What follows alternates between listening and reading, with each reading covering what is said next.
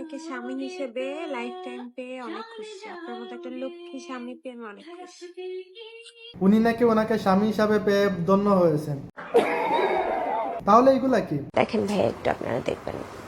লাঠি দিয়া নেটওয়ার্কের বাইরে হালাই দিব। টিকটকের রাজপুত্র প্রিন্স মামুন তার দ্বিতীয় বউকে মেরে ডিসপ্লে ফাটাই লাইছে। তখন আমি বুঝি নাই যে আমার এরকম।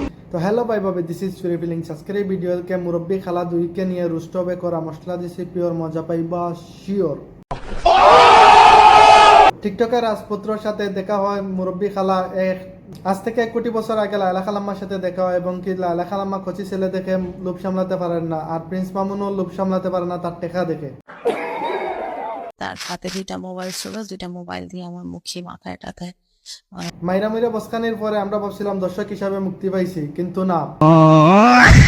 কয়েকদিন পর আবার গেল উমরা করতে যাইয়া এখানে ডান্স টুন্স করিয়া আসছে। তারপর আমরা ভাবতেছিলাম যে আপনি তো সেলসেলায় বেশ নিশ্চয়ই বড় ধরনের একটি দুর্ঘটনা ঘটতে যাচ্ছে, আর সেটা হচ্ছে মোহনা। আমি ভালো না বাসতে ভাই এত কিছু কেন করলাম বলেন? আমার তো দরকার ছিল না যে সমাজ। মোহনার সাথে প্রথম অবস্থায় রিলেশন খুব ভালোই চলছিল, তাদের বিভিন্ন জায়গায় ভিডিও করা ছিল, বিভিন্ন জায়গায় ঘুরতে নিয়ে গেছিল। তাদেরকে ভাবছিলাম আমরা অল্প দৈর্ঘ্য প্রেম 2 শুরু হচ্ছে। কয়েকদিন যাইতে না যাইতে আবারও তাকে মাইরা মুইরা ডিসপ্লে ফাটাই দিছে। এটা কোনো মানুষকে মারতে পারে না।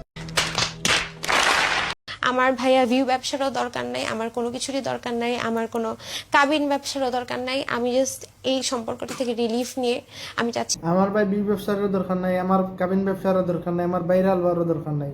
তাইলে আপনি ক্যামেরার সামনে কোন বাল ফালাইতে আইছেন?